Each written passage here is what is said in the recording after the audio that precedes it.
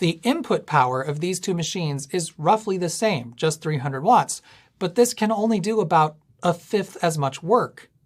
So if I wanted this rotary desiccant machine to actually be as effective as this small vapor compression machine, I would need to quintuple its input power to 1500 watts.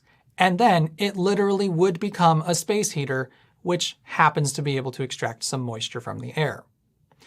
And all of that heat will be on top of the heat that's generated in the desiccant as water absorption occurs, which will be similar to the amounts that this thing generates when only using 300 watts. So yeah, if it's warm when you need to dehumidify, these are terrible.